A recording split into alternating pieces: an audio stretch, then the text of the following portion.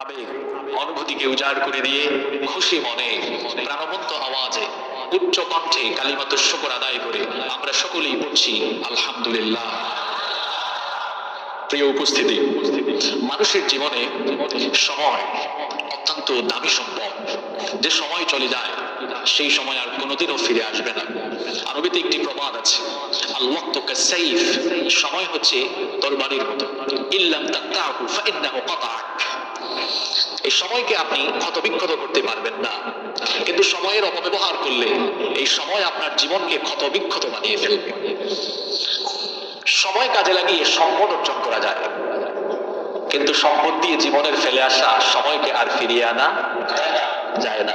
তাহলে সম্পদ গুরুত্বপূর্ণ না সময় গুরুত্বপূর্ণ? এজন্য সময়ের নামে কোরআনে সূরা আছে, ওয়াল আসর ইন্নাল ইনসানা লাফি খুসর। আসর শব্দটি ব্যাপক অর্থবোধক, অনেক অর্থ আছে। কালের কসম, যুগের কসম, মহাকালের কসম, সময়ের কসম, আসরের ওয়াক্তের কসম। তাফসীরে অনেকগুলো অর্থই এসেছে। আবার সময়ের কথা এভাবে বলা হয়েছে, ইন্না সলাতা কানাত আলাল মুমিনিনা কিতাবান মাওকুতা। সময়ানুবর্তিতার ভিত্তিতে সালাত ফরজ করেছেন কে? এজন্য সালাতের একটা শিক্ষা হলো, সালাত আমাদেরকে টাইম মেইনটেইন শেখায়। আপনি কি চাইলেই এশার নামাজ রাত 4টায় পড়তে পারবেন? ফজরের নামাজ সকাল 10টায় পড়তে পারবেন? আপনি পারবেন না। প্রত্যেকটি সালাতের, প্রত্যেকটি নামাজের নির্দিষ্ট একটা শিডিউল আছে না নাই? তাহলে সালাতের মাধ্যমে আল্লাহ আমাদেরকে সময় মেইনটেইন শেখাচ্ছেন। যেহেতু এটি কোরআনের মাহফিল, আমরা অপ্রাসঙ্গিক কথা বলে খামাখা হুদাই সময় নষ্ট করব না। কারণ মুমিনের একটি সিফাত, একটি কোয়ালিটি হচ্ছে ওই যে আল্লাহ সূরা মুমিনুনে বলেছেন, ওয়াল্লাযীনা হুম আনিল লাগwi মু'রিদুন, successful indeed are the believers, those who avoid vain talk. সফলকাম হয়েছে ওই সকল মুমিনরা যারা অনর্থক বেহুদা কথাবার্তা কাজ থেকে নিজেকে সেফ রাখে। সুতরাং আমরা অনর্থক ফালতু কথাবার্তা বলে হুদাই সময় নষ্ট করব না। প্রত্যেকটি মুহূর্তকে কাজে লাগিয়ে হেদায়াতের উদ্দেশ্যে, জীবন গঠনের উদ্দেশ্যে আল্লাহর কালাম থেকে, কোরআন সুন্নাহর ভিত্তিতে সমসাময়িক বাস্তব নির্ভর, কারণ কোরআন বাস্তব ভিত্তিক কথা বলে, জীবন ঘনিষ্ঠ কিতাব, এটি বাস্তবতার কথা বলে, বাস্তবতার আলোকে জীবনের সাথে সম্পৃক্ত এমন কিছু কথা আমরা বর্তমান সময়ের আলোকে, চাহিদার আলোকে আল্লাহর কোরআন থেকে শুনবো ইনশাআল্লাহ। আল্লাহ আমাদেরকে ধৈর্য ধারণ করে মনোযোগের সাথে শুনবার তৌফিক দান করেন, আমরা সবাই বলি আমিন। সম্মানিত উপস্থিতি, আমি খুতবার ভেতরে কোরআনুল কারীমের একটি সূরা মাত্র 3টি আয়াতে কারিমা তিলাওয়াত করেছি। এবং 3টি আয়াত তিলাওয়াত করেছি, এই আয়াতগুলোর অনুবাদ এবং এই আয়াতগুলোর আলোচনা শুনলে মনে হবে যেন এটা বর্তমান দুনিয়ার বাস্তবতা দেখে দেখে আল্লাহ তাআলা মনে হয় রিসেন্টলি নাজিল করেছেন। এখানে উলামায়ে কেরাম বসে আছেন, আমি তাদের ছাত্র সমতুল্য, আমি ওনাদেরকে সাক্ষ্য রেখে বলছি এটা হচ্ছে কোরআনুল কারীমের একটা মুজিজা। কিয়ামত পর্যন্ত, ওয়ালাইকুম আসসালাম, কিয়ামত পর্যন্ত যত যুগ আসবে সকল যুগের আলোকে সকল বক্তব্য কোরআনে কারীমে পাওয়া যাবে। আল্লাহু আকবার। আপনারা বলবেন এটা কেমন? যুবক ভাইয়েরা শুনেন। ফর এক্সাম্পল, বর্তমান যুগকে বলা হয় সায়েন্স, ইনফরমেশন এবং টেকনোলজির যুগ। তথ্য প্রযুক্তির ভিত্তিতে এখন সব চলে। আমি যখন ছোট ছিলাম, আমার মনে আছে 5-6 এ পড়তাম, আমার বাবা ব্যাংকে নিয়ে যেতেন। তো ব্যাংকে যাওয়ার পরে দেখতাম ব্যাংকের ম্যানেজার সাহেবরা আলমারি খুলে বিরাট বিরাট খাতা খুলতেন। খাতা খুলে তারপর বলতেন, অ্যাকাউন্ট নাম্বারটা বলেন তো, এখানে যাদের এই 30-এর উপরে আছে। কি বলেন, ঠিক বলছে না কথাটা? খাতা খুলে তারপর হিসাব নিকাশ দেখা হতো। এখন এত কিছু লাগে না, ব্যাংকেও যাওয়া লাগে। প্রত্যেকটি ব্যাংকের জন্য আই ব্যাংকিং চালু হয়ে গেছে। আপনার মোবাইল ফোনে অ্যাপস আছে, আপনি অ্যাপসেও ঢুকে আপনার অ্যাকাউন্টের যাবতীয় তথ্য দেখতে পারেন, অথবা আপনি চাইলে ওই ব্যাংকের ওয়েবসাইটে ঢুকে আপনার অ্যাকাউন্ট লগ ইন করে আপনি আপনার ব্যাংকের তথ্যই দেখতে পারেন। তাহলে এখন তথ্য প্রযুক্তির কারণে সবকিছু সহজ হয়েছে না কঠিন হয়েছে? এই যুগে কেউ যদি বলে এখন তথ্য প্রযুক্তির যুগে, মডার্ন যুগে 1500 বছর আগে যে কিতাব নাজিল হয়েছে এটা অকার্যকর, নাউযুবিল্লাহ যালিক, এমন কথা বলার সাহস কারো আছে? আমি কোরআনিক সায়েন্স নিয়ে পড়াশোনা করেছি। কোরআন এবং বিজ্ঞান নিয়ে পড়াশোনা গবেষণার কারণে আলহামদুলিল্লাহ গবেষণার সুযোগ পেয়েছে। কোরআনে 6000-এর উপরে আয়াত, তার মধ্যে 1500-এর উপরে আয়াত বিজ্ঞানের ব্যাপারে আছে। আল্লাহু আকবার। কি নেই এখানে? এখানে আছে বিগ ব্যাং থিওরি, এখানে আছে কসমোলজি, এখানে আছে হিউম্যান এমব্রায়োলজি, এখানে আছে geology, astronomy, physics, chemistry, biology, marine science, এখানে আছে ফিঙ্গারপ্রিন্টের বিস্ময়কর তথ্য। এইরকম বিজ্ঞানের আজীব আজীব তথ্য যা 19 শতাব্দীতে পৃথিবীর বিজ্ঞান জেনেছে, কোরআন তা 1500 বছর আগে বলেছে। আল্লাহু আকবার। তাহলে বিজ্ঞান আগে না কোরআন আগে? 1800 সালের আগ পর্যন্ত পৃথিবীর কোনো মানুষ ফিঙ্গারপ্রিন্ট সম্পর্কে জানতোই না। ফিঙ্গারপ্রিন্টকে আরবিতে বলা হয় বসমা, ইংরেজিতে আমরা বলি ফিঙ্গারপ্রিন্ট, বাংলায় বলি আমরা টিপসই, তাই না? পৃথিবীতে 800 কোটি মানুষ বসবাস করে। আশ্চর্যজনক বিষয়, একজনের আঙ্গুলের ছাপের সাথে আরেকজনের আঙ্গুলের ছাপের কোনো মিল নাই। আমার হাতে 10টা আঙ্গুল আছে, আপনার হাতেও 10টা আঙ্গুল আছে।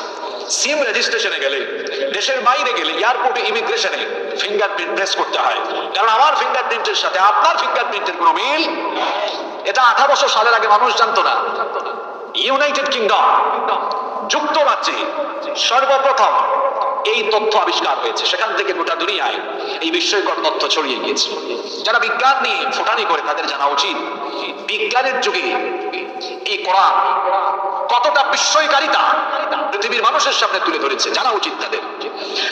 যেই ফিঙ্গারপ্রিন্টের তথ্য পৃথিবীর মানুষ মাত্র 150 থেকে 200 বছর আগে জেনেছে, সেই ফিঙ্গারপ্রিন্টের তথ্য রব্বুল আলামিন বিজ্ঞানময় এই কিতাবের ভেতরে 1-2 বছর আগে নয়, আরো 1500 বছর আগে দিয়েছেন। কিন্তু আমরা এটা জানি না। বলবেন হুজুর আমরা কেন জানি না? এর কারণ জানি না কেন সেটা আগে বলে ফেলি। আমি নবীজির একটা হাদিস আপনাদেরকে শোনাই।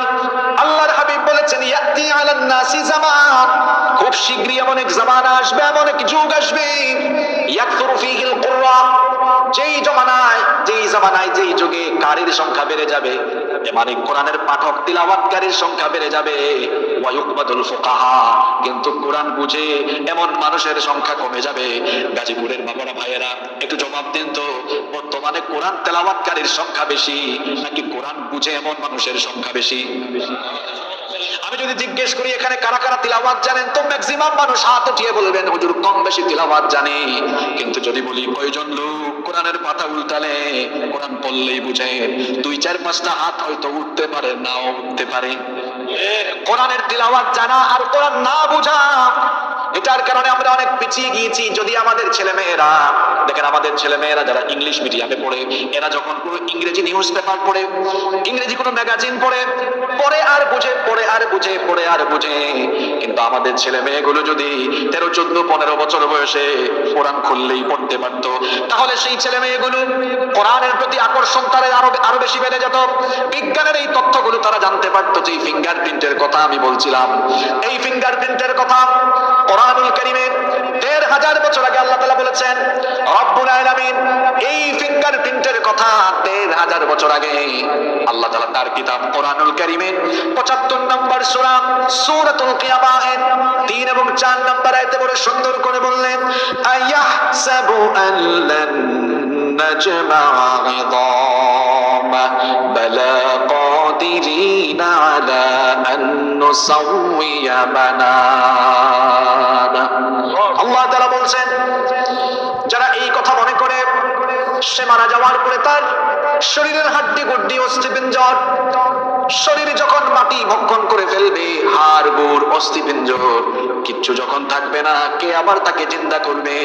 আল্লাহ তাআলা কথাটার জবাব দিতে গিয়ে বললেন, বান্দারে শোন, আমি তুই মরে যাওয়ার পরে তোর দেহের সকল অঙ্গ প্রত্যঙ্গগুলো একেবারে ছিন্ন বিচ্ছিন্ন হয়ে যাওয়ার পরেও সেগুলোকে তো আমি আবার জোড়া লাগাবোই। তার সাথে সাথে বালা কাদিরিনা আলা আন নুসাউইয়া বানানা, তোমাদের প্রত্যেকের হাতের আঙ্গুলের মাথা দিয়ে যে ছাপ দাও, এই ফিঙ্গারপ্রিন্ট পর্যন্ত আমি আবার পুনর্বিন্যস্ত করব। তাহলে বলেন তো দেখি, বিজ্ঞান আগে না কোরআন আগে? গরু খাওয়া মুসলমান জানেও না তার কিতাবের ভেতরে এত বিজ্ঞান। শুধু বিজ্ঞান নিয়ে আলোচনা করলে কমসে কম 20-30 বছর সময় লাগবে। হিউম্যান এমব্রায়োলজির কথা বিজ্ঞানে এসেছে মাত্র কয়েক যুগ আগে বিজ্ঞানীরা গবেষণা করেছেন, তাও আল্ট্রাসাউন্ড এবং আরো বিভিন্ন রকমের যন্ত্রপাতি আবিষ্কারের পরে বিজ্ঞানীরা তখন জানতে পেরেছেন কিভাবে মায়ের পেটে একটা বাচ্চার ভ্রূণের বিকাশ সাধিত হয়, কিভাবে করে একটা বাচ্চা মায়ের পেটে ধীরে ধীরে ধীরে ধীরে করে বড় হয়। এক ফোঁটা নাপাক পানি থেকে তার উৎস, তার সূচনা, স্টার্টিং হয় নাপাক পানি থেকে। স্পার্ম আর অভাব দিয়ে জাইগোট গঠিত হয় নারীর ডিম্বাণুর ভেতরে। আস্তে আস্তে করে কিভাবে বাচ্চা ধীরে ধীরে ধীরে ধীরে করে ভ্রূণের বিকাশ সাধিত হয়, বিভিন্ন রকমের যন্ত্রপাতি আবিষ্কারের পরে বিজ্ঞানীরা এগুলো জেনেছেন। অথচ আপনি কোরআন যদি পড়েন দেখবেন আল্লাহ কত সুন্দর করে এই তথ্যগুলো তুলে ধরেছেন। ওয়ালাকাদ খালাকনাল ইনসানা মিন সুলালাতিন মিন طين ثم جعلناه نطفة في قرار مكين ثم خلقنا النطفة علقة فخلقنا العلقة مضغة فخلقنا المضغة عظاما فكسونا العظام لحما। আল্লাহ তাআলা বলছেন অবশ্যই আমি মানুষকে মাটির নির্যাস থেকে সৃষ্টি করেছি, পুরুষের স্পার্ম আর মহিলাদের ভাব, এই দুটোকে মিলিয়ে এক ফোঁটা নাপাক পানি। আল্লাহ তাআলা বলছেন বান্দা শোনো কেমনে তোমাকে বানালাম। মানুষের তো বড় দাপট, বড় অহংকার, বড় বড়াই করে মানুষ মধ্যতপূর্ণ আচরণ করে। আল্লাহ বলছেন কিসের এত অহংকার, কিসের এত অধ্যত, কিসের এত বড়াই, কিসের এত বাহাদুরি। আমার আপনার স্টার্টিং কেমনে শোনেন, এমন এক ফোঁটা নাপাক পানি থেকে আমার আপনার পয়দা হয়েছে, যে নাপাক পানি ফোঁটা বের হয়ে গেলে মানুষের উপর গোসল ফরজ হয়ে যায়। এই রকমের এক ফোঁটা নাপাক পানি আল্লাহ বলছেন সেটাকে কি করেছি শোনো। সুম্মা জাআলনাহু ফি নুতফাতিন সুম্মা জাআলনাহু নুতফাতান ফি ক্বারারিন মাকিন। তোমার মায়ের গর্ভের ভেতরে একটা সুরক্ষিত জায়গায় রেখে দিলাম। এরপরে সেই নাপাক পানি ফোঁটাকে আমি আল্লাহ জমাট বাঁধা রক্তে পরিণত করলাম। অতঃপর সেই জমাট বাঁধা রক্তকে গোশতপিণ্ড বানালাম। এরপরে সেই গোশতপিণ্ডকে বড় একটা হাড্ডিতে রূপান্তর করলাম। অতঃপর সেই হাড্ডির উপরে গোশতের একটা পোশাক দিলাম। বান্দা তখনও তোমার চোখ, নাক, ঠোঁট, হাত, পা কিচ্ছু ছিল না। এবার আমি আল্লাহ তোমাকে ছোট ছোট ছোট ছোট করে তোমার বিভিন্ন অঙ্গ প্রত্যঙ্গ গুলো দেওয়া আরম্ভ করলাম। এভাবে করে অঙ্গ প্রত্যঙ্গ গুলো দিয়ে তোমার মায়ের পেটের ভেতরে আমি আল্লাহ তোমাকে বানালাম। এরপরে সেখানে রূহ পয়দা করে দিলাম। তারপর কি করলাম শোনো। ওয়ানুকিরু ফিল আরহামি মা নাশাউ ইলা আজালিন মুসাম্মা। সূরা হজের মধ্যে আল্লাহ বলেছেন এরপরে তোমার মায়ের গর্ভের ভেতরে আমি আল্লাহ নির্দিষ্ট একটা সময় পর্যন্ত তোমাকে রেখে দিলাম। সুম্মা নুখরিজুকুম তিফলা। এরপরে সেই নির্দিষ্ট সময় চলে যাওয়ার পর ছোট্ট বাচ্চার সাইজে তোমার মায়ের পেটের ভেতর থেকে আমি আল্লাহ তোমাকে বের করে এনেছি। সুবহানাল্লাহ। যুবক ভাইয়েরা, মায়েরা, বোনেরা, এখন তো মানুষ অনেক আপডেট হয়েছে। গর্ভবতী নারীরা এখন প্রেগন্যান্সিতে যাওয়ার পরে মোবাইল ফোনে বিভিন্ন অ্যাপস এর ব্যবহার করে, সুরক্ষা অ্যাপস, তারপর আরো বিভিন্ন অ্যাপস। এই সকল অ্যাপস গুলোতে দেখা যায় 1 মাসে 2 মাসে বাচ্চার সাইজটা, ভ্রূণের সাইজটা কিরকম হয়েছে, কিরকম হচ্ছে সব দেখা যায়। বিজ্ঞান নিয়ে মানুষের এত ফুটানি, এত বাহাদুরি, এগুলো মাত্র 2-3 যুগ আগে বিজ্ঞান জেনেছে। আর যে কোরআনকে মোল্লার কিতাব মনে করে আপনি বললেন না, এই কিতাবে সাইন্টিফিক এই কথাগুলো, হিউম্যান এমব্রায়োলজির ভ্রূণের এই বিস্ময়কর তথ্যগুলো 1500 বছর আগে জানিয়েছেন কে? কিসের কথা বলবো?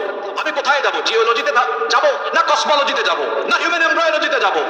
কোথায় যাব? যেখানেই যাবেন আজীব আজীব তথ্য পাবেন, বিস্ময়কর তথ্য। এজন্য তো আল্লাহ এই কোরআনকে বলেছেন ওয়াল কোরআনিল হাকিম, বিজ্ঞানময় কোরআনের কসম। সুবহানাল্লাহ। আমি কোথায় ছিলাম মনে আছে তো? বলছিলাম কোরআন যুগ, চাহিদা এবং বাস্তবতার আলোকে বক্তব্য। কোরআনের প্রত্যেকটা আয়াত পড়বেন, মনে হবে যেন জীবন ঘনিষ্ঠ, আপনার বাস্তবতার সাথে মিলে যাওয়ার মতো চিন্তা। কারণ এই কোরআন মানুষের জন্য। মানুষ কিভাবে দুনিয়াতে চলবে এটা মানুষ ভালো জানে না আল্লাহ ভালো জানে? এটা আল্লাহ তাআলা ভালো জানেন। এই জন্য আল্লাহ তাআলা এটাকে গাইড বুক বানিয়েছেন। এই কোরআন এটা হিদায়াতের কিতাব। আল্লাহ কোরআনে বলেছেন হুদাল লিন্নাস, এটা মানুষের জন্য হিদায়াতের কিতাব। এই কোরআনের কাছে আসলে কোরআন আমাকে আপনাকে সঠিক রাস্তা, সহজ রাস্তা, জান্নাতের রাস্তা দেখিয়ে দিবে। আল্লাহ আমাদেরকে কোরআনের রঙে রঙিন হওয়ার তৌফিক দাও। প্রিয় উপস্থিতি, আমি চলে যাচ্ছি যে আয়াতগুলো তেলাওয়াত করেছিলাম। আমি যে আয়াত তেলাওয়াত করেছি এটি হচ্ছে কোরআনুল কারীমের 28 নম্বর সূরা, সূরাতুল কাসাসের 4 থেকে 6 নম্বর আয়াত। মাত্র 3টি আয়াত আমি তেলাওয়াত করেছি। এই 3 আয়াতের আলোকে আমরা আজকে হেদায়াতের আলোকে হেদায়াতের নিয়তে কথা শুনবো ইনশাআল্লাহ। সূরাটির নাম হচ্ছে কসস। না মানাল কসস, কসসের অর্থ কি? কসসের অর্থ হলো ধারাবাহিক ঘটনা, ধারাবাহিক কাহিনী। আমরা অনেক সময় বলি না কিসসা, কিসসা কসস। কসস মানে হচ্ছে কাহিনী, ধারাবাহিক ঘটনা। এই কোরআনে প্রাগৈতিহাসিক অনেক ঘটনা আছে। 4000, 5000, 6000, 10,000 বছর আগের কিচ্ছা এই কোরআনে আছে না নাই? ইন ফিউচার, ভবিষ্যতে কি হবে এই কথাগুলো কোরআনে আছে না নাই? বলবেন হুজুর ভবিষ্যতের কি আছে? কিয়ামত অতীত না ভবিষ্যৎ? কিয়ামত অতীত না ভবিষ্যৎ? ইয়াজুজ মাজুজ অতীত না ভবিষ্যৎ? এইগুলো আছে না আলোচনা? যুলকারনাইনের আলোচনার সাথে ওই সূরা জুমার দিনে আমরা পড়ি কোন সূরা? সূরা কাহাফ। কাহাফে যুলকারনাইনের আলোচনা আছে না? ইয়াজুজ মাজুজের আলোচনা সেখানে আছে। এগুলো অতীত না ভবিষ্যৎ? ভবিষ্যৎ। তো আসুন দেখি এই সূরায় আল্লাহ কি বলেছেন। এই সূরায় 3টি আয়াত আমি তেলাওয়াত করছি, একটা একটা করে শুরু করি, দেখি আল্লাহ কি বলছেন। 4 নম্বর আয়াত প্রথমে শুরু করছি, যেটা আমি তেলাওয়াত করেছিলাম। রব্বে কারীম বলছেন ইন্না ফিরআউনা আলা ফিল আরদি ওয়া জাআলা আহলাহা শিয়া'আন ইয়াসতাদ'ইফু তা'iফাতাম মিনহুম ইউযাব্বিহু আবনা'আহুম ওয়া ইয়াসতাহয়ী নিসা'আহুম ইন্নাহু কানা মিনাল মুফসিদিন। আল্লাহ তাআলা বলছেন ইন্না ফিরআউনা আলা ফিল আরদ, নিশ্চয়ই ফেরাউন জমিনে ঔদ্ধত্য শুরু করেছিল। যার কথা বলা হচ্ছে সে হচ্ছে ফেরাউন। ফেরাউন কোনো ব্যক্তির নাম নয়। ফেরাউন হচ্ছে মুসা নবী যেই সময় দুনিয়াতে এসেছেন এর কয়েক শতাব্দী আগে ফেরাউনরা মিশরে বনি ইসরাইলদেরকে হটিয়ে মিশরের ক্ষমতা গ্রহণ করেছিল। বনি ইসরাইলের মধ্যে সর্বপ্রথম নেতৃত্ব এবং ক্ষমতা আল্লাহ যাকে দিয়েছিলেন তিনি হচ্ছেন ইউসুফ আলাইহিস সালাম। ইউসুফ আলাইহিস সালামের পরে বনি ইসরাইলদেরকে হটিয়ে ফেরাউনরা মিশরকে দখল করে নেয়। কোরআনুল কারীমে মোট সূরা আছে 114টা। ঠিক আছে কথা? 114টা সূরার মধ্যে 44টি সূরার 532টা আয়াতে শুধু ফেরাউন নিয়ে আলোচনা হয়েছে। আল্লাহু আকবার। তথ্যটা মনে থাকবে? কয়টা সূরা? একটু জোরে বলেন। 44টা সূরা, কতটা আয়াত? কোরআনে আয়াতই আছে 6000 প্লাস। তার মানে 12 ভাগের 1 ভাগ আলোচনা শুধু কি নিয়ে? এখন প্রশ্ন হলো এই কোরআনে 44টি সূরা 532টি আয়াতে শুধু ফেরাউন নিয়ে এত লম্বা আলোচনা কেন হয়েছে? এর কারণ হলো ফেরাউন কোনো ব্যক্তির নাম নয়। ফেরাউন একটা ক্যারেক্টার। এই ক্যারেক্টার ধারণ করে, এই ক্যারেক্টার লালন করে কি জাতের ফেরাউনগিরি কিয়ামত পর্যন্ত চলবে আর ফেরাউনগিরির পরিণতি কি হয় এটা যেন মানুষ শিক্ষা নেয়। এজন্য কোরআনের বহু আয়াতে 532টা আয়াতে আল্লাহ ফেরাউনি ক্যারেক্টার নিয়ে আলোচনা করেছেন। কথা বুঝতে পেরেছেন? আলোচনায় আওয়াজ করবেন কম, ঠিক ঠিক বলে শুধু চিল্লাইয়েন না। আমাদের দেশে ঠিক ঠিক বলা হয়ে গেছে ফ্যাশন। চিল্লা চিল্লি না করে সুন্দরভাবে প্রাণবন্তভাবে কনসেন্ট্রেট হয়ে মনোযোগী হয়ে আমরা শুনি ইনশাআল্লাহ। তাহলে কোরআনের 44টি সূরার 532টা আয়াতে ফেরাউন নিয়ে আলোচনা হয়েছে। মনে থাকবে যে আয়াত আমি এখন পড়ছি এই আয়াতে ফেরাউনের 4টি ক্যারেক্টার বলা হয়েছে। কয়টা? 1 নম্বর হলো আল্লাহ বলছেন তার 1 নম্বর ক্যারেক্টার ছিল ইন্না ফিরআউনা আলা ফিল আরদ, নিশ্চয়ই ফেরাউন জমিনে উদ্ধত ছিল। এখানে আরেকটা কথা বলে নেই, এখানে যে ফেরাউনের কথা বলা হচ্ছে ফেরাউন হলো তখনকার উপাধি। যারা শাসন করত অর্থাৎ শাসন ব্যবস্থার প্রধান কর্তৃত্ব যার কাছে থাকতো তার নাম ছিল ফেরাউন। এই ফেরাউন মুসা নবীর জামানায় 2 ফেরাউন ছিল। প্রথম ফেরাউন মারা যাওয়ার পরে তার ছেলে এরপরে আবার শাসন ক্ষমতা লাভ করেছে। প্রথম ফেরাউনের নাম ছিল সেকেন্ড রামেসেস। কি ছিল? Second Ramesses. তারপরে তার ছেলে মানেপ্তা, কোন কোন বর্ণনা এসেছে মারনেপ্তা, দুটো থেকে যে কোনো একটা হবে।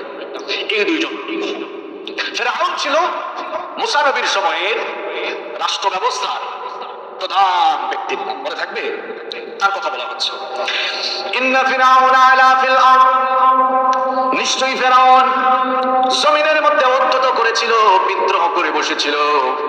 এখন কোরআনের তাফসীর এক আয়াতের তাফসীর করে আরেকটা আয়াত আপনি কোরআনের একটা আয়াতের তাফসীর অন্য আয়াতের ভেতরে খুঁজে পাবেন। প্রশ্ন হলো ফেরাউনের অত্যন্ত কি রকমের ছিল, তার বাড়াবাড়ি কি রকমের ছিল, তার অহংকারটা কি রকমের ছিল। আল্লাহ অন্য আয়াতে বলেছেন ফাকালা আনা রাব্বুকুমুল আ'লা, সে বলেছিল আমি হচ্ছি রব, আমি হচ্ছি বড় খোদা। সীমা লঙ্ঘন করতে করতে করতে করতে ক্ষমতার পাওয়ারে নিজেকে সে ইলাহ বলে দাবি করেছে, রব বলে দাবি করেছে। মানুষ কি কখনো মানুষের রব হতে পারে নাকি?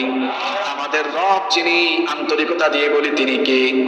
আল্লাহ আমার রব, এই রবি আমার সব। আল্লাহ আমার রব, এই রবি আমার সব। দমে দমে তনু মনে তারি অনুভব। আল্লাহ আমার রব, এই রবি আমার সব। আলহামদুলিল্লাহ। ফেরাউন উদ্ধত করেছিল, বলেছিল আমি হচ্ছি রব, আমি হচ্ছি বড় খোদা। আরে ক্ষমতার মজায় মজা নিতে নিতে অহংকার করতে করতে অহংকারের চূড়ায় পৌঁছে গিয়েছিল। এত উদ্ধত, এতটা অহংকারী হয়েছিল, নিজেকে সে রব বলে দাবি করেছিল। এই আয়াতে তার প্রথম ক্যারেক্টার বলা হয়েছে, প্রথম বৈশিষ্ট্য বলা হয়েছে। আর তার দ্বিতীয় স্বভাব আল্লাহ বললেন ওয়াজাআলা আহলাহা আশিয়া, সে তার জনপদের লোকদেরকে ডিভাইড করে রেখেছিল, বিভক্ত করে রেখেছিল। এখানে অনেক উলামায়ে কেরাম আছেন, আল বিদায়া ওয়ান নিহায়া করলে কি দেখা যায়, তার একটা নীতি ছিল বিভক্ত করো, শাসন করো, ডিভাইড এন্ড রুলস, যেটাকে ইংরেজিতে বলা হয় ডিভাইড এন্ড রুলস। আর এই কোরআনে বলা হয়েছে ওয়াজআলা আহলাহা শিয়া, সে তার এলাকার, তার জনপদের লোকদেরকে বিভক্ত করে রেখেছিল। আর তার নীতি ছিল এরকম, বিভক্ত করো, ভাগ করো, শাসন করো। কেন এটা করেছিল? যদি তার জনপদের লোকদেরকে বিভক্ত করে রাখা যায়, দলে দলে দলে দলে ভাগ করে রাখা যায়, তাহলে তার নিজের জন্য লাভ। তার নিজের গদিটা মজবুত থাকবে নাকি দুর্বল হবে? কথা বলতে হবে, মজবুত হবে। তাহলে এখানে ফেরাউনি একটা ক্যারেক্টার পাওয়া গেল যে ফেরাউনি চরিত্র ধারণকারীরা নিজেদের ফেরাউনি টিকিয়ে রাখার জন্য তারা মানুষকে দলে দলে ভাগ করে নিজের গদি ঠিক রাখে। এটা কি চরিত্র? আল্লাহ বলেছেন তার চরিত্রটা ছিল ওয়াজআলা আহলাহা শিয়া, ডিভাইড এন্ড রুলস। আমি আজকে তাফসীরের সাথে সাথে ঐতিহাসিক কিছু তথ্য আপনাদেরকে তুলে ধরব। দ্বিতীয় বিশ্বযুদ্ধের পর থেকে মুসলমানরা পৃথিবীতে অবহেলিত হওয়া শুরু হয়েছে। এর আগে মুসলমানরা ছিল পৃথিবীর একটি পরাক্রমশালী জাতি, শক্তিশালী জাতি। আমাদেরকে বিভক্ত করে দেওয়া, এটা ছিল পশ্চিমা সহ অমুসলিমদের বিশাল বড় একটা টার্গেট। কারণ আমাদেরকে যদি বিভক্ত করে রাখা যায়, তাহলে তারা তাদের আগ্রাসী মনোভাব এবং বৈশ্বিক মোড়লগিরি তারা ধরে রাখতে পারবে। এজন্য আরো 2-3 শতাব্দী আগ থেকে এটা শুরু হয়েছে, divide and rules. For example, এখানে আজকে 6টা ছেলেকে পাগড়ি দেওয়া হয়েছে, এরা হাফেজ হয়েছে। বুঝবেন আমার কথাগুলো, মন দিয়ে বুঝবেন। যদি মুসলমানরা, সারা দুনিয়াতে মুসলমানদের সংখ্যা হলো 200 কোটি, 200 কোটি মুসলমানদের 57টা দেশ আছে। 57 দেশে বিভক্ত না হয়ে 2 বিশ্বযুদ্ধের আগে কিংবা তারও আগে মুসলমানরা যখন খেলাফতের অধীনে সব মুসলমান ঐক্যবদ্ধ ছিল, এরকম যদি ঐক্যবদ্ধ থাকতো, আমাদের হাফেজ ছেলেরা, মনে করেন হাফেজ হয়েছে, তার বাপের ইচ্ছা হয়েছে আমার ছেলেটা সৌদি আরবের মদিনায় পড়ুক, উম্মুল কুরা ইউনিভার্সিটি মক্কায় পড়ুক, অথবা সে দামেস্কে যাক, বাগদাদে যাক, অথবা অন্য কোনো দেশে যাক, ভিসা লাগতো না, পাসপোর্টও লাগতো না। কারণ ভিসা পাসপোর্ট লাগবে কেন? মুসলমান যদি সারা দুনিয়ার মুসলমানরা একই পতাকা তলে, খেলাফতের পতাকা তলে থাকে, তাহলে কি ভিসার দরকার আছে? পাসপোর্টের দরকার আছে? তাহলে ভিসা পাসপোর্ট করে আমাদেরকে, আমাদের সীমাবদ্ধতাকে কি করে দাও, আমাদেরকে কি করা হলো? একটা সীমার ভেতরে, গন্ডির ভেতরে ঢুকায় দেওয়া হলো। আমরা মাঝে মাঝে দেশের বাইরে যাই, আপনারা অনেকে যান। আমার বাড়ি সিলেটে, আমার প্রচুর আত্মীয় স্বজন ইউরোপ আমেরিকায় থাকেন। ইউরোপ আমেরিকার এমন কিছু দেশ আছে যে আপনি এক দেশের ভিসা লাগালে এর সাথে আরো কয়েকটা দেশ অটোমেটিক ঘুরে আসতে পারবেন।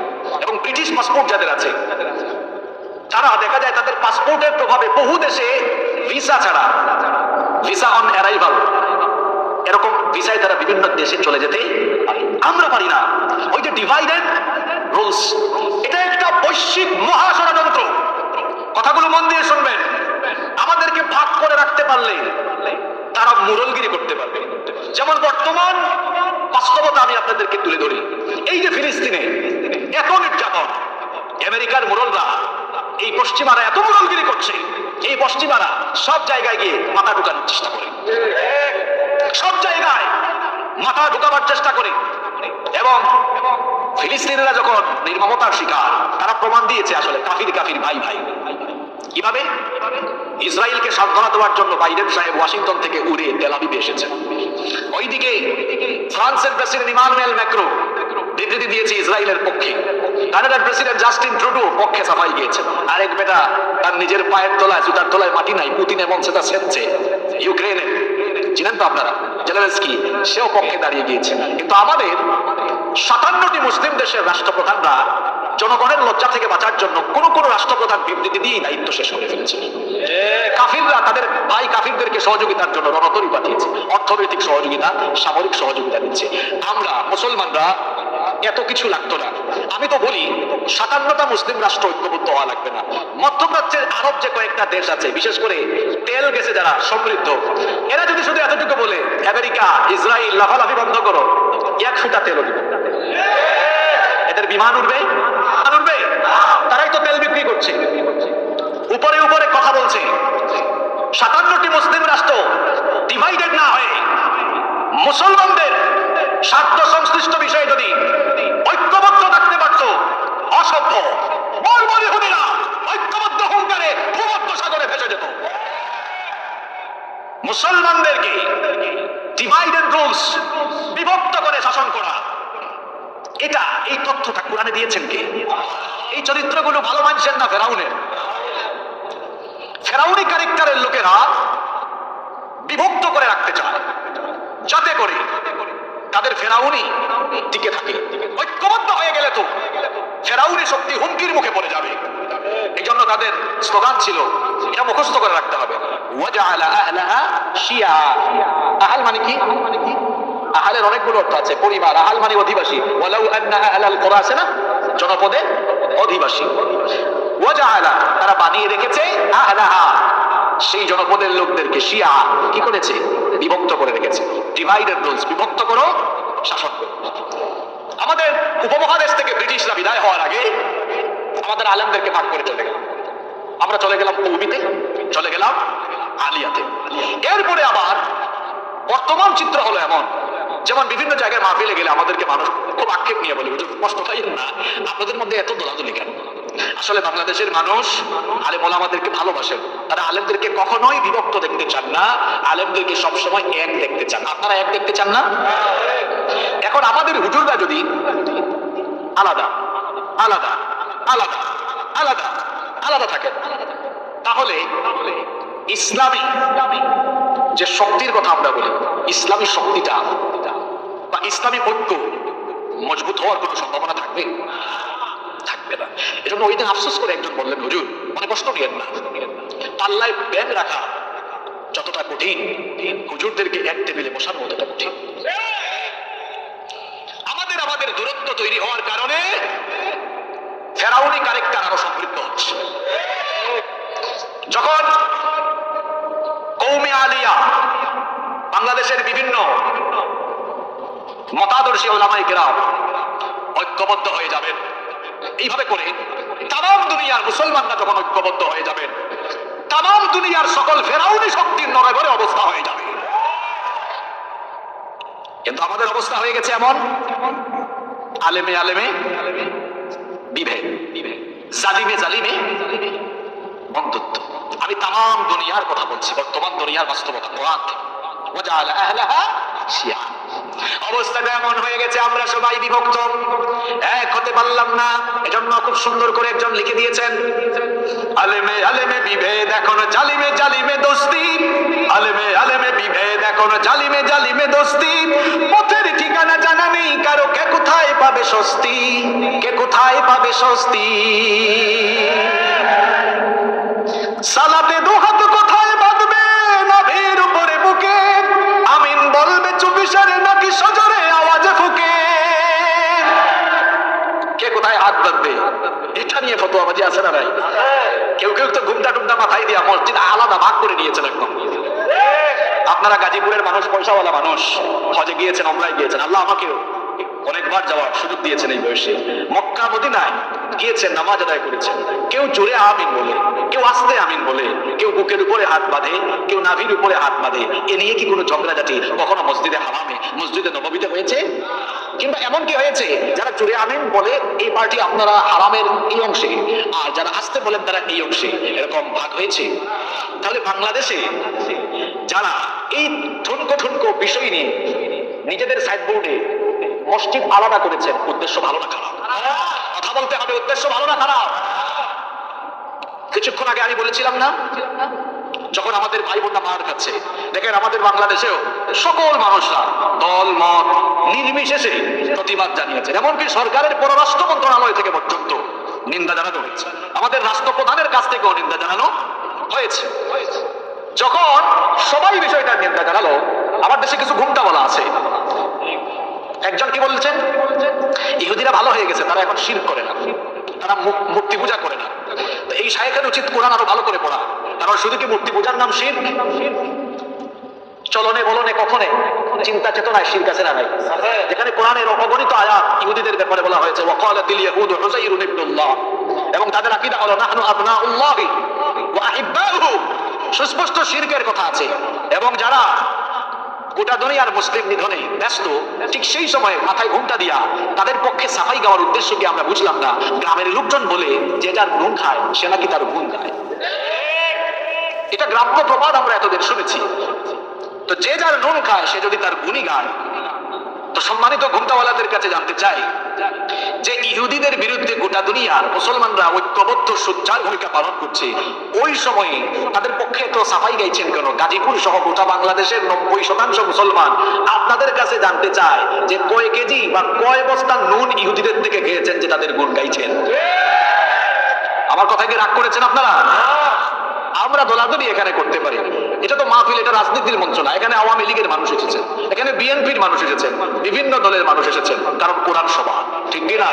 কোরআনের মাহফিল কোনো রাজনীতির মাহফিল না, রাজনীতির সমাবেশ না।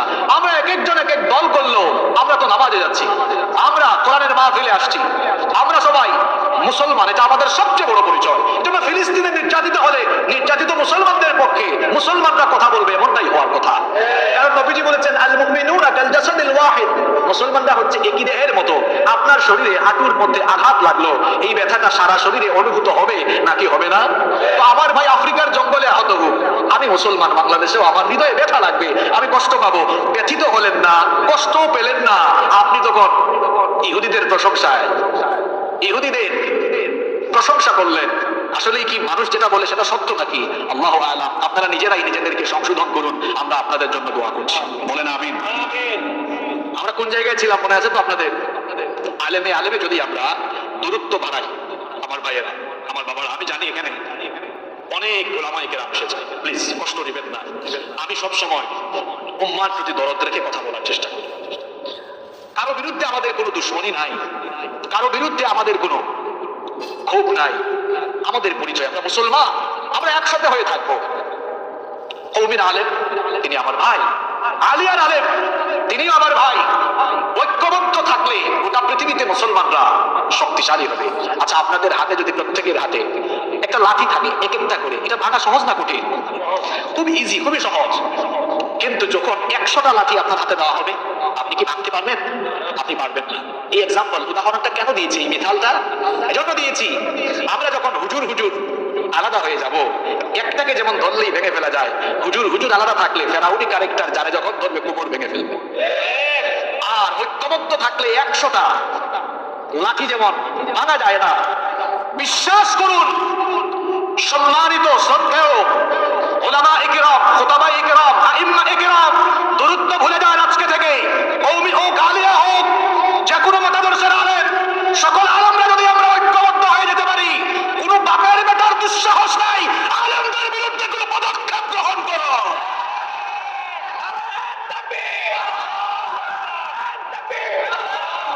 শুধু স্লোগান দিলে চলবে না। আমি আগেই বলেছি না, আসুন নিজেরা বুঝার চেষ্টা করি। আর কতকাল পরে আমরা বুঝবো আমরা জানি না। সম্মানিত শ্রদ্ধেয় ওলামায়ে কেরাম, পায়ে ধরে বলছি, আসুন আমরা নিজেরা ঐক্যবদ্ধ হই, মানুষদেরকেও ঐক্যবদ্ধ রাখার চেষ্টা করি। উম্মতের ঘরে আগুন লেগে গিয়েছে, এখন কোথাও আগুন লাগলে পানি ঢালা দরকার নাকি কেরোসিন ঢালা দরকার? কেরোসিন ঢাললে তো আগুন আরো বেড়ে যাবে। আসুন আমরা উম্মতেরই ক্লান্তি লগ্নে কেরোসিন না ঢেলে সকল মতাদর্শের আলেমরা একটু দরদ বাড়াই, অন্তরের মহব্বত বাড়াই, বাড়িয়ে উম্মতের ঘরের আগুন নিভিয়ে সবাইকে আমরা বুকে টেনে নেই আর সবাইকে নিয়ে আমরা ঐক্যবদ্ধ হওয়ার চেষ্টা করি। আল্লাহ আমাদেরকে বুঝার তৌফিক দান করেন। আমি বলছিলাম ফেরাউনের 2 নম্বর ক্যারেক্টারের কথা, ওয়াজালা আহলা গাশিয়া, সে তার জনপদের লোকদেরকে ডিভাইড করে রেখেছিল, বিভক্ত করে রেখেছিল। এর পরবর্তী অংশে আল্লাহ তার 3 নম্বর চরিত্র বললেন, ইয়াস্তাদাইফু তাইফাতাম মিনহুম ইউযাব্বিহু আবনাআহুম ওয়া ইয়াস্তাহয়ী নিসাআহুম। আল্লাহ তাআলা বলছেন সে ইয়াস্তাদাইফু দুর্বল করে রেখেছিল তাইফাতাম মিনহুম, সেই এলাকার একটি দলকে দুর্বল করে রেখেছিল। কোন দল? সেই দলের নাম হচ্ছে বনু ইসরাইল। সেই দলের নাম কি? আচ্ছা, আমি বনি ইসরাইলের পরিচয় এই তো 30 সেকেন্ডে বলছি। বনি ইসরাইল কারা? ইব্রাহিম আলাইহিস সালাম হচ্ছেন আবুল আম্বিয়া, নবীগণের পিতা। পৃথিবীতে যত নবী রাসূল এসেছেন প্রায় সকল নবী, ইব্রাহিম আলাইহিস সালামের আগের নবীরা বাদ দিয়ে ইব্রাহিম আলাইহিস সালামের পরে দুনিয়াতে যত নবী এসেছেন সব ইব্রাহিম আলাইহিস সালামের বংশে। সুবহানাল্লাহ। এজন্য তাকে বলা হয় আবুল আম্বিয়া, নবীগণের পিতা। ওনার 2 ছেলে, জোরে বলতে হবে, কয় ছেলে? ইব্রাহিম আলাইহিস সালামের স্ত্রী হাজেরা এর ঘরে জন্ম নিলেন ইসমাঈল। আপনারা এই ঘটনা জানেন। ইসমাঈল আলাইহিস সালাম এবং তার মা অর্থাৎ ইব্রাহিম আলাইহিস সালামের স্ত্রী হাজেরাকে নিয়ে চলে গেলেন কোথায়? মক্কা। কোথায়? ওখানে রেখে আসলেন। তাদেরকে কেন্দ্র করে মক্কায় একটা সভ্যতা গড়ে উঠলো। ইসমাঈলি বংশে আর কোনো নবী রাসূল আসেন নাই। সর্বশেষ এসেছেন আখিরি নবী মুহাম্মদুর রাসূলুল্লাহ সাল্লাল্লাহু আলাইহি ওয়াসাল্লাম। ইব্রাহিম নবীর আরেক স্ত্রী নাম হলো সারা। নাম হলো, বন্ধা ছিলেন, শেষ বয়সে আল্লাহ তার ঘরে সন্তান দিলেন, জন্ম হলো ইসহাক আলাইহিস সালাম। তার ঘরেই ছেলে আসলেন ইয়াকুব। কে আসলেন? ইয়াকুব নবীর একটা উপাধি ছিল ইসরাইল। হিব্রু ভাষায় ইসরাইল শব্দের অর্থ হলো আল্লাহর বান্দা। ইয়াকুব আলাইহিস সালামের 12টি পুত্র সন্তান ছিল। কয়টা পুত্র সন্তান? তার উপাধি ছিল ইসরাইল, আর তার ছেলেদেরকে বলা হতো বানু ইসরাইল, মানে ইসরাইলের সন্তানরা। এই 12 ছেলের একজনের নাম হচ্ছে আল্লাহর নবী ইউসুফ আলাইহিস সালাম। আপনারা জানেন তার 10 ভাইরা ষড়যন্ত্র করে তাকে কুয়ায় ফেলে দিয়েছিল। 10 ভাইরা ষড়যন্ত্র করে কুয়ায় ফেলে দিয়েছিল। অন্ধকার কুয়ায় ফেলে দিয়ে তারা ভেবেছিল সাঁতার না জানা ছোট্ট ইউসুফ অন্ধকার কুয়ায় মারা যাবে অথবা এখানেই সে ধ্বংস হবে। কিন্তু আল্লাহ তাআলার কি কুদরত দেখেন, ইউসুফ নবীকে একটি কাফেলার মাধ্যমে সেখান থেকে উঠায়া এরপরে মিশরের রাজপ্রাসাদে ঢুকালেন। সেখান থেকে কারাগারে গেলেন। কারাগার থেকে বের হওয়ার পরে আল্লাহ তাআলা ইউসুফ নবীকে মিশরের রাষ্ট্র ক্ষমতায় বসায়া দিলেন। তার বাবার বাড়ি ইয়াকুব আলাইহিস সালামের এলাকা ছিল ফিলিস্তিনের কেনান। তার পুরো পরিবার ফিলিস্তিনের কেনান থেকে হিজরত করে চলে আসলেন কোথায়? মিশরে। বনি ইসরাইল এবার মিশরে শাসন আরম্ভ করলো। ওই যে আলোচনার শুরুতে বললাম বনি ইসরাইলরা মিশর শাসন করেছিল। এরপরে ইউসুফ আলাইহিস সালামের দুনিয়া থেকে চলে যাওয়ার পরে ফেরাউন ওখানকার স্থানীয় লোকজনরা বনি ইসরাইলদেরকে হটাইয়ে দিল, ক্ষমতা থেকে নামাইয়ে দিল। ফেরাউনরা, আমি আগেই বলেছি ফেরাউন কারো নাম না, ফেরাউন হচ্ছে ওই সময়ের রাষ্ট্রপ্রধানের উপাধিটা। ফেরাউনরা এবার ক্ষমতা দখল করলো। দখল করার পরে বনি ইসরাইলরা যেন আর কোনোদিন ক্ষমতায় দখল করতে না পারে এই জন্য তারা কি করেছিল, ইয়াস্তাদাইফু তাইফাতাম মিনহুম, সেই দলকে তারা অর্থাৎ বনি ইসরাইলদেরকে তারা কি করে রাখলো? দুর্বল করে রেখেছে। তাহলে নিজেদেরকে সবল রেখে আর ইমানদারদেরকে দুর্বল করে দেওয়া, ইমানি শক্তির পক্ষগুলোকে দুর্বল করে রেখে দেওয়া, এটা কোনো ভালো মানুষের বৈশিষ্ট্য নয়। এগুলো হলো ফেরাউনি বৈশিষ্ট্যের নমুনা। এগুলো আল্লাহ কোরআনে বলেছেন ইয়াস্তাদাইফু তাইফাতাম মিনহুম, সে তার জনপদের একটি দলকে অর্থাৎ বনি ইসরাইলদেরকে দুর্বল করে রেখেছিল। এটা হলো তার 3 নম্বর স্বভাব। সর্বশেষ তার 4 নম্বর স্বভাবের কথা বলছিলাম। আল্লাহ বলছেন ইউযাব্বিহু আবনাআহুম ওয়া ইয়াস্তাহয়ী নিসাআহুম। বনি ইসরাইলের ঘরে ছেলে সন্তান জন্ম নিলে আল্লাহ চিন্তা করে কি জুলুম। বনি ইসরাইলের ঘরে কোন ঘরে ছেলে সন্তান জন্ম হলে ইউযাব্বিহু কি করতো? মাশাআল্লাহ, আলেমরা আমাকে সহযোগিতা করেছেন। কি করতো? জবাই করত। ওয়াইয়াস্তাহি নিসাআহুম, আর মেয়েদেরকে জীবিত রাখত।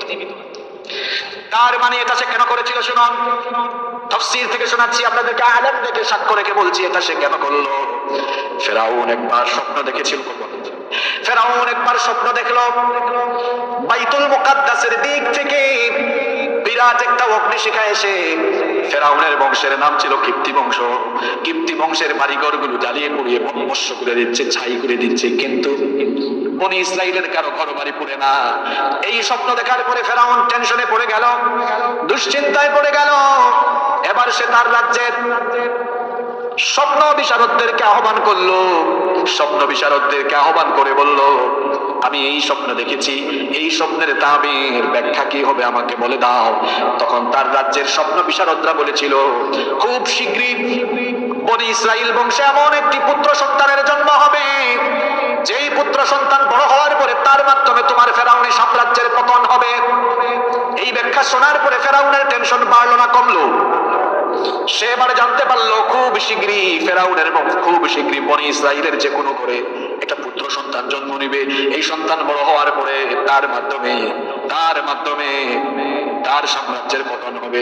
ওই সন্তানটা যেন দুনিয়াতেই আসতে না পারে, দুনিয়ার আলো বাতাসও যেন দেখতে না পারে, বড় হওয়ার যেন সুযোগ না পায়। ফেরাউন তার নিজের ক্ষমতা টিকায় রাখার জন্য কি করলো আল্লাহ বলেছেন, ইউযাব্বিহু আবনাকুম, সে তখন বনি ইসরাইলের ঘরে জন্ম নেওয়া নবজাতক ছেলে সন্তানগুলোকে জবাই করে ফেলতো। তাহলে বোঝা গেল যারা থাকলে পরে, যারা বেঁচে থাকলে পরে নিজের মসনদকে টিকায় রাখা কঠিন হবে, তাদেরকে দুনিয়া থেকে বিদায় করে দেওয়া, এগুলো ভালো মানুষের স্বভাব নয়, এগুলো হলো ফেরাউনি বৈশিষ্ট্যের নমুনা। বনি ইসরাইলের ছেলে সন্তানগুলোকে জবাই করত, সে চেয়েছিল জবাই করবে, কিন্তু অন্যদিকে লম্বা ঘটনা সংক্ষেপে বলছি, মুসা নবীর জন্ম হলো, মুসা নবীর মা টেনশনে পড়ে গেলেন, আমার ছেলেটাকে যদি ফেরাউন জবাই করে ফেলে। আল্লাহ মুসা নবীর মায়ের অন্তরে ইলহাম ঢেলে দিলেন, বললেন তোমার সন্তানটাকে তাড়াতাড়ি সিন্ধুকের ভিতরে ঢুকাও, নীল নদে ভাসাইয়া দাও। এবার তিনি তার সন্তানকে নীল নদে ভাসাইয়া দিলেন। নীল নদে যখন ভাসাইয়া দিলেন, নদীর স্রোতধারায় সেটা চলতে চলতে ফেরাউনের ঘাটে গিয়ে ভিড়ল। ফেরাউনের পুণ্যবতী স্ত্রী আসিয়া দাসীর মাধ্যমে সেটাকে উঠালেন। এরপরে নবীদের চেহারা সুন্দর থাকে কম না বেশি? আরো জোরে বলেন, কম না বেশি? শিশু মুসা নবীর এত সুন্দর মায়া ভরা এই চেহারাখানি দেখার পরে আসিয়া মায়ায় পড়ে গেলেন। এমন সময় ফেরাউন আসলো, এসে বলল, স্ত্রী আসিয়া তোমার কোলে কোন সন্তান? আসিয়া ঘটনা শোনালেন। তখন ফেরাউন বলল, হায় হায় হায়, কোথার থেকে একটা বাচ্চা পেয়েছো, এটা তো বনি ইসরাইল বংশের হইতে পারে, এটা আমার কাছে না, এটারও জবাই করি। আসিয়া তখন বললেন, লা তাকতুলুহু, কোরআনে আল্লাহ বলেছেন, আসিয়ার কথা আল্লাহ তুলে দিয়েছেন। আসিয়া বললেন, লা তাকতুলুহু, আমার স্বামী ফেরাউন, এটাকে হত্যা করিয়েন না, এই সন্তানটা আমার আর আপনার জন্য কুররাতু আইনুল লি ওয়া লাক, আমার আপনার জন্য চক্ষু শীতলকারী হতে পারে, অথবা আসা ইয়ানফানা, আমাদের কাজে লাগতে পারে, আও নাত্তাখিদাহু ওয়ালাদা, অথবা আমাদের তো সন্তান নাই, এটাকে আমরা সন্তান হিসাবে গ্রহণ করতে পারি। ফেরাউনের দিল গলে গেল, মন নরম হয়ে গেল, বলল ঠিক আছে রেখে দাও। দেখেন তো, ওয়া মাকারু ওয়া মাকারাল্লাহ, তারাও চক্রান্ত করে, আমার আল্লাহ কৌশল করে। বলেন তো, সকল চক্রান্তের উপরে যার কৌশল বিজয়ী হয় তিনি কে? আরো জোরে বলেন, তিনি কে? ফেরাউন চেয়েছিল তার জন্য যে মুসা হুমকি, ওই মুসাকে দুনিয়াতেই আসতে দিবে না। অন্যদিকে আল্লাহ মুসা নবীর জন্ম হলেন, আবার বড় হওয়ার জন্য আল্লাহ তাআলা কৌশল করে ফেরাউনের ঘরে ঢুকায়া দিলে। এবার ফেরাউনের ঘরে লালিত পালিত হয়ে এই মুসার মাধ্যমে ফেরাউনি সাম্রাজ্যের পতন হয়ে গেল। ফেরাউনি ক্যারেক্টারের লোক যারা, তাদের ফেরাউনগিরি কোন দিকে যাবে সেটা জানে না তারা। যেইভাবে করে ফেরাউন জানতো না কোন দিকে তার ফেরাউনগিরি যাবে, ঠিক তেমনি ভাবে ফেরাউনি ক্যারেক্টারের লোকেরা সবকিছু জানলেও কোন দিক দিয়ে হঠাৎ করে তাদের ফেরাউনগিরি চলে যাবে সেটা তারা জানে না। কারণ সকল কৌশলের মালিক যিনি, তিনি কে? আচ্ছা বলেন তো, আমার আপনার ব্যাপারে আমার আপনার সিদ্ধান্ত কার্যকর না আল্লাহর সিদ্ধান্ত কার্যকর? আল্লাহ তাআলার পরিচয় হলো, আল্লাহ কত সুন্দর করে তার পরিচয় দিলেন, ওয়া হুয়াল গফুরুল ওয়াদুদ যুল আরশিল মাজিদ। আল্লাহ তাআলা তার সুন্দর সুন্দর নামগুলো দিয়ে পরিচয় দেওয়ার পরে তিনি বললেন, ফাআলুল লিমা ইউরিদ, তিনি যা চান তাই করতে পারেন। আমার আমার আল্লাহ যেটা চাইবেন সেটাই হবে। আল্লাহ যখন চাইবেন আমি এই বিধানটাকে কার্যকর করব, বলেন তো সেটা কি আমরা ঠেকাতে পারবো নাকি? আসতে বলবেন না, জোরে বলেন পারবো নাকি? ফেরাউন চেয়েছিল মুসাকে দুনিয়ায় আসতেই দিবে না, আল্লাহ চেয়েছিলেন মুসা আসবে, ফেরাউনের ঘরেই ঢুকবে, ফেরাউনের ঘরে ঢুকে ফেরাউনকে শেষ করবে। ফেরাউনের চাওয়া পূরণ হয়েছে নাকি আল্লাহর সিদ্ধান্ত কার্যকর হয়েছে? আল্লাহর সিদ্ধান্তই কার্যকর হয়েছে। মুসা নবী রাজ পরিবারেই বড় হলেন, ফেরাউন টেরও পেল না।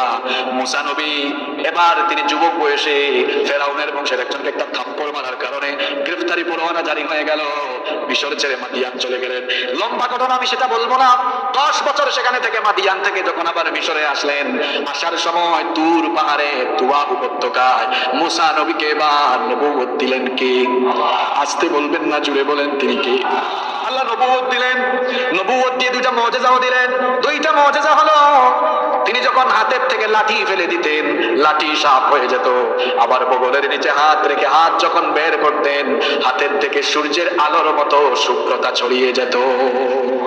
এই দুইটা মুজিজা আল্লাহ দিলেন। মুসা নবী বললেন, আল্লাহ আমার সাথে আমার ভাই হারুনকেও নবী বানায়া দেন, কারণ আমার ভাই হারুন খুব শুদ্ধ করে সুন্দর করে কথা বলে। শোনেন, বয়ান বা বক্তৃতা এটা হলো একটা আর্ট, এটা হলো একটা শিল্প। এজন্য আরবিতে একটা কথা আছে, ইন্না মিনাল বায়ানি লা সিহরা। কারো কারো বক্তৃতায় জাদু আছে, কারো কারো বক্তব্যে মানুষের দিল নরম হয়ে যায়, বক্তৃতার কারণে তার উপরে প্রভাব পড়ে। মুসা নবীর মুখের মধ্যে হালকা জড়তা ছিল, কিন্তু তার ভাই হারুন সুন্দর করে কথা বলতেন। মুসা নবী বলেন, আল্লাহ আমার ভাই হারুনকেও আমার সাথে নবী বানায় দেন, তাহলে দুই ভাই একসাথে দাওয়াতি কাজ করব। আল্লাহ বললেন, মুসা তোমার দোয়া আমি কবুল করলাম, আর দুই ভাইকে একসাথে আমি নবী বানায়া দিলাম। দুই ভাইকে আল্লাহ নবী বানালেন। এরপরে আল্লাহ বললেন, ইযহাবা ইলা ফিরআউনা ইন্নাহু তাগা। যাও ফেরাউনের কাছে দাওয়াত দাও। দাওয়াত দিলেন তারা। ফেরাউন দাওয়াত গ্রহণ করেছে? দাওয়াত গ্রহণ করে নাই। 20 বছর মুসা নবী দাওয়াত পাওয়ার পরেও 20 বছর তার ফেরাউনগিরি জাহির করেছে, অবর্ণনীয় জুলুম নির্যাতন মুসা নবীর উম্মতের উপর করেছে। আল্লাহ তাআলা বলছেন, যেই ঈমানদারদেরকে সে দুর্বল করে রেখেছিল, ফেরাউন ঈমানদারদেরকে দুর্বল করে রাখতে চেয়েছিল, এটা ফেরাউনের চাওয়া। আর আমার আল্লাহর চাওয়াটা কেমন ছিল? পরের আয়াত 5 নম্বর আয়াতে আল্লাহ বলছেন, ফেরাউন চেয়েছিল ঈমানদারদেরকে দুর্বল করে রাখবে, আর আমি আল্লাহ চেয়েছিলাম ওয়া নুরিদু আন নামুন্না আলাল্লাযীনা ইসতুদঈফু ফিল আরদি ওয়া নাজআলাহুম আইম্মাতাও ওয়া নাজআলাহুমুল ওয়ারিসিন। সে চেয়েছিল ঈমানদাররা তাদেরকে দুর্বল রেখে দিবে, আর আল্লাহ বলছেন আমি চেয়েছিলাম ওয়া নাজআলাহুম আইম্মা, ঈমানদারদেরকে আমি নেতৃত্ব দিব, ওয়া নাজআলাহুমুল ওয়ারিসিন, তাদেরকে আমি ওই জনপদের উত্তরাধিকার বানিয়ে দিব। বলেন তো আল্লাহর চাওয়া, আল্লাহর সিদ্ধান্ত বাস্তবায়ন হয়েছে নাকি হয় নাই? আরো জোরে বলেন। 20 বছর একটানা সে নির্যাতন করেছে। এরপরে আল্লাহ তাআলা তাকে 20 বছর পরে ধরেছেন, 20 বছর সুযোগ দিয়েছেন। আপনাদের মনে প্রশ্ন হতে পারে, হুজুর আল্লাহ তো চাইলে প্রথম দিনেই ফেরাউনকে সাইজ করে দিতে পারতেন, আল্লাহ কেন 20 বছর সময় দিলেন? এর কারণ হলো দুইটা। জোরে বলেন কয়টা? 1 নম্বর কারণ, ঈমান আনার পরে মুখ দিয়ে বলবেন আমি ঈমানদার, কিন্তু হালকা একটু ঈমানের পরীক্ষা আসলে ঈমানটা নড়াচড়া করে নাকি ঈমানের উপর টিকে থাকেন, এটা জানতে চান কি? এজন্য আল্লাহ কোরআনে বড় সুন্দর করে বললেন, আহাসিবান নাসু আইয়ুতরাকু আইয়াকুলু আমান্না ওয়া হুম লা ইফতানুন। কি মনে করেছে ঈমান এনেছি এই কথা বললেই তার দায়িত্ব শেষ হয়ে যাবে? আমি কি তাদেরকে পরীক্ষা করব না? ওয়ালাকাদ ফাতান্নাল্লাযীনা মিন ক্বাবলিকুম ফালায়ালামান্নাল্লাহুল্লাযীনা সাদাকু ওয়া লায়ালামান্নাল কাযিবিন। অথচ আমি পূর্ববর্তী সবাইকে পরীক্ষা করে নিয়েছি, কারা খাঁটি ঈমানদার আর কারা ঈমানের নামে অভিনয় করে মৌখিক ঈমানের দাবি করে, এটা যেন আমি বুঝে নিতে পারি। প্রকৃত ঈমানদাররা কখনোই তারা জটিল এবং কঠিন অবস্থায় ঈমান হারা হয় না। আজকের মাহফিলে মহিলারা আছেন না নাই? দেখেন, একজন মহিলার কথা আমি বলি, ইসলামের জন্য পুরুষের চাইতে মহিলার অবদান কম না বেশি? সর্বপ্রথম ইসলাম কবুল করেছেন আপনারা না মহিলারা? সর্বপ্রথম ইসলামের জন্য জীবন দিয়েছেন আপনারা না মহিলারা?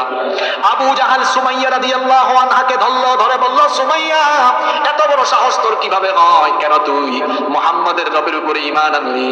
সময় আছে, ঈমান ছাড়, নইলে তোকে মেরে ফেলবো।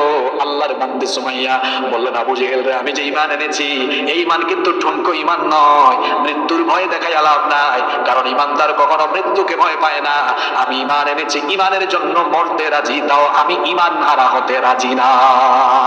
পরীক্ষা দিয়েছেন ঈমানের, পরীক্ষা দিয়েছেন বিলাল, পরীক্ষা দিয়েছেন হাব্বাব, পরীক্ষা দিয়েছেন খুবাইব, এইরকম সাহাবীরা ঈমানের পরীক্ষা দিয়েছেন, মুসা নবীর উম্মত পরীক্ষা দিয়েছেন।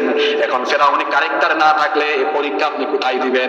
এই জন্য ফেরাউনি ক্যারেক্টার সব যুগেই থাকবে। জন্য ফেরাউনের ব্যাপারে 532 আয়াত, যাতে করে ফেরাউনি ক্যারেক্টারের সামনে মানুষ ঈমানের চেতনায় উজ্জীবিত থাকতে পারে। এই জন্য ঈমানদারদেরকে ঈমানি চেতনায় উজ্জীবিত হওয়ার জন্য এই আলোচনা গুরু কোরআনের ভেতরে ঢুকাইয়া দিয়েছেন কে? একজন ঈমানদার ঈমানের জন্য মরে যাবে, ঈমানের জন্য জীবন দিয়ে দিবে, তাও সে ঈমান হারা হবে না। কারণ এই জীবনের সবচেয়ে বড় সম্পদের নাম হলো ঈমান। সবচেয়ে বড় সম্পদের নাম হলো জান্নাত জাহান্নামের ফয়সালা হয় ঈমান দিয়ে। নেক আমলেরও কোনো দাম নাই যদি ঈমান না থাকে। ঈমান আগে না নেক আমল আগে? এজন্য কোরআনের সকল জায়গায় আগে আল্লাহ ঈমানের কথা বলেছেন, তারপরে আল্লাহ নেক আমলের কথা বলেছেন। এখন একজন মানুষের ঈমান নাই, সে যদি দান সদকা করে, ভালো কাজ করে, ঈমান যদি না থাকে, পুরস্কার আল্লাহর কাছ থেকে পাওয়ার সম্ভাবনা আছে নাকি? ঈমান আছে, ঈমান থাকার পরে ভালো কাজ করলে পুরস্কৃত যিনি করবেন, জোরে বলেন তিনি কে? এজন্য ঈমান হলো আসল। ঈমান আনাটাই বড় কথা নয়, ঈমানের উপর টিকে থাকা এটাই হলো বড় কথা। এজন্য আল্লাহ কোরআনে বলেছেন, ইন্নাল্লাযীনা ক্বালু রাব্বুনাল্লাহু সুম্মা ইসতাকামু তাতানাজ্জালু আলাইহিমুল মালাইকা আল্লা তাখাফু ওয়া লা তাহজানু ওয়া আবশিরু বিল জান্নাতিল্লাতী কুনতুম তুআদুন। আল্লাহ তাআলা বলছেন, নিশ্চয়ই যারা এই কথা বলে আল্লাহ আমাদের রব, এরপরে এই রবের দেওয়া বিধানের উপরে যারা ইস্তেকামত থাকে, অটল থাকে, অবিচল থাকে, এদেরকে দুনিয়ার সফরের শেষ লগ্নে ফেরেশতা বলে, আল্লাহ তাখাফু ওয়া লা তাহজানু, আল্লাহর বান্দা তোর জন্য কোনো ভয় নাই, তোর জন্য কোনো টেনশন নাই। ওয়া আবশিরু বিল জান্নাতিল্লাতী কুনতুম তুআদুন, আল্লাহ যে জান্নাতের ওয়াদা করেছেন সেই জান্নাতে প্রবেশের সুসংবাদ তুমি গ্রহণ করো। আল্লাহ ওই সকল ঈমানদারদের কাতারে আমাদেরকে শামিল করে দাও। তাহলে বোঝা গেল ঈমান, ঈমানটা হলো বড় কথা। ঈমানের মাধ্যমে সফল হওয়া যায়, ঈমান আনাটাই বড় কথা নয়, ঈমানের উপর টিকে থাকা বড় কথা। বলেছিলাম ফেরাউনি ক্যারেক্টারদেরকে আল্লাহ সাথে সাথে ধরেন না। আল্লাহ সময় দেন কেন? ঈমানদারদের ঈমান ঠিকঠাক কিনা এটা যাচাই করার জন্য। হালকা একটু ফেরাউনি আঘাতে তার ঈমানটা নড়াচড়া করে নাকি ঠিকঠাক থাকে, এই জন্য আল্লাহ তাআলা ফেরাউনদেরকে দেন, ফেরাউনি ক্যারেক্টার দেন ঈমানদারের ঈমান ঠিক আছে কিনা বোঝার জন্য। আর 2 নম্বর কারণ হলো আল্লাহ তাআলার দয়া কম না বেশি? অনেক বেশি তার দয়া। তিনি কোনো মানুষের উপর গজব দেওয়ার আগে তাকে আল্লাহ সুযোগ দেন, সংশোধনের সুযোগ দেন। ফেরাউনকে আল্লাহ সংশোধনের অনেক সুযোগ দিয়েছিলেন। আলেমদেরকে সাক্ষ্য রেখে বলছি, তাকে পানিতে ডুবাইয়া মারার আগে আল্লাহ তাআলা দুর্ভিক্ষের গজব দিয়েছেন, তুফানের গজব দিয়েছেন, পঙ্গপালের গজব দিয়েছেন, উকুনের গজব দিয়েছেন, ব্যাঙের গজব দিয়েছেন, রক্তের গজব দিয়েছেন, সর্বশেষ প্লেগ মহামারীর গজব দিয়েছেন। যেই মহামারী ছিল এমন, একদিনে ফেরাউনের বংশের 70,000 মানুষ দুনিয়া থেকে আউট। আল্লাহু আকবার। 20 বছর আল্লাহ তারে নানামুখী গজব দিয়ে, হালকা হালকা গজব দিয়ে আল্লাহ তাকে সুযোগ দিলেন। আল্লাহর একটা সুন্নত হলো, আল্লাহ কোরআনে বলেছেন, ওয়ালা নুযিকান্নাকুম, আমি কঠিন শাস্তি ভোগ করাবার আগে হালকা হালকা শাস্তি দেই। আল্লাহ তাআলা তাকে সুযোগ দিলেন। সুযোগ দেওয়ার পরেও যখন ভালো হয় না, এবার তাকে চূড়ান্ত গজব দিলেন। কি করলেন আল্লাহ? লোহিত সাগরে ডুবাইয়া মারলেন। সেই কিচ্ছা সবাই জানেন, এর জন্য আমি ওইটা বলছি না, শুধু বলছি আমরা তো সবাই বলি পানির অপর নাম, জুড়ে বলেন, কিন্তু ফেরাউন বাবার জন্য পানির অপর নাম কি? জীবন নাম। বুঝলেন? যেটা জীবন আল্লাহ চাইলে সেটা মরণ হয়ে যেতে। আমার মতো ক্ষুদ্র মানুষকে ধ্বংস করার জন্য আল্লাহ তাআলার কিচ্ছু লাগবে না। নমরুদের মতো শয়তানকে ধ্বংস করার জন্য আল্লাহর সামান্য কি লাগছে? এটা মশা দিয়া শেষ। ফেরাউনকে আল্লাহ লোহিত সাগরে পানিতে চুবাইয়া শেষ। সেই আল্লাহ এখন থাকলেও ক্ষমতার আগের মতো নাই। জোরে বলেন, অবশ্যই আছে। আল্লাহ তাআলা বলেছেন, আল্লাহ তাআলা কোরআনে বড় সুন্দর করে বললেন, লাশাদীদ, তোমার রবের ধরা বড় কঠিন। তিনি ধরেন না, কিন্তু যখন ধরেন তিনি ছাড়েন না। এজন্য আসুন আজকে আমি সবাইকে বলছি যে আমার আপনার সবার জীবনের পাপ আছে কম না বেশি? আমাদের উপরে গজব কেন আসে? আল্লাহ বলছেন ওয়ামা আসাবাকুম মিন মুসিবাতিন ফাবিমা কাসাবাত আইদিকুম ওয়া ইয়াফু আন কাসীর। ব্যবসায় লস, ফসলে লস, অর্থনৈতিক মন্দা, সংকট, সন্তানাদি নষ্ট হয়ে যাওয়া, নানামুখী সমস্যা। আল্লাহ বলছেন বান্দারে এগুলো তোরে আমি এমনি এমনি দেই না, তোর পাপের কারণে এই গজবগুলো আসে। সুতরাং আমি আপনি আল্লাহর গজব থেকে বাঁচার জন্য আমাদের সবাইকে সংশোধন হয়ে যাওয়ার দরকার আছে না নাই? সংশোধনটা কেমনে হবে? এবার আসেন, কোরআন যে পথে থাকতে বলেছে, কোরআন যে পথে চলতে বলেছে, সেই পথে চলতে হবে। কোরআনের রঙে নিজেকে রাঙাতে হবে, কোরআনের মতো করে নিজের জীবনকে সাজাতে হবে। কোরআন যেভাবে বলেছে সেভাবে চলতে হবে। এই জন্য কোরআন শুধু পড়লে হবে না। একদিনের ওয়াজে হুজুর আপনাকে গোটা কোরআন বুঝাই দিতে পারবে না। হুজুর শুধু এতটুকু বলতে পারবে, কোরআনটা পড়তে হবে, বুঝতে হবে, কোরআনের পথে থাকতে হবে। কোরআনের পক্ষে যারা থাকবে, কোরআনের পথে যারা থাকবে, তাদেরকে যিনি দুনিয়া আখিরাতে সম্মানিত। বুঝুন, এই যে আমরা স্লোগান দিই আল কোরআনের আলো ঘরে ঘরে জালো, এই স্লোগানের সাথে আরেক লাইন, আরো 2 লাইন আপনি আগান। এই 2 লাইন পরে বলেন, প্রথমে বলেন আল কোরআনের আলো অন্তরে অন্তরে জালো। আপনার হৃদয়, আপনার নিজের হৃদয়ের মধ্যে কোরআনের আলো জ্বালান, অন্তরের মধ্যে কোরআনের আলো জ্বালান। আপনার স্ত্রী, সন্তান, ভাই বোন, পরিবারের সবাইকে কোরআন পড়ান, কোরআনটা বুঝান। কোরআন যদি আপনি শিখতে পারেন, বুঝে কোরআনের পথে চলতে পারেন, আল্লাহর কসম সারা পৃথিবীতে সম্মান পাবেন, আখিরাতেও আপনাকে নাজাত যিনি দিয়ে দিবেন তিনি কে? আল্লাহ তাআলা বলছেন এই ফেরাউন চেয়েছিল ইমানদাররা দুর্বল থাক আর সে তার ফেরাউনি গদিতে থাক, আর আমি আল্লাহ চেয়েছিলাম ইমানদারদেরকে ওই জনপদের উত্তরাধিকারী দিতে। আল্লাহ বলছেন সেটাই আমি দিলাম, যাতে করে ওয়ানুরিয়া ফিরাউনা ওয়া আমানা ওয়া জুনুদাহুমা মিনহুম মা কানু ইয়াহদারুন, যে ব্যাপারে তারা আশঙ্কা করেছিল সেটাই যেন তাদেরকে দেখাতে পারি।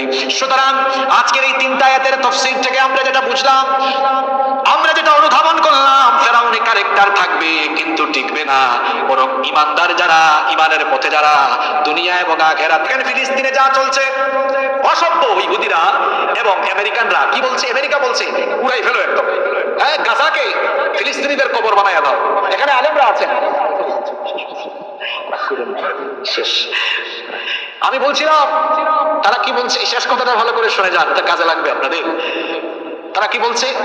এটাকে কবর বানিয়ে ফেলো, ফিলিস্তিন শেষ করে ফেলো।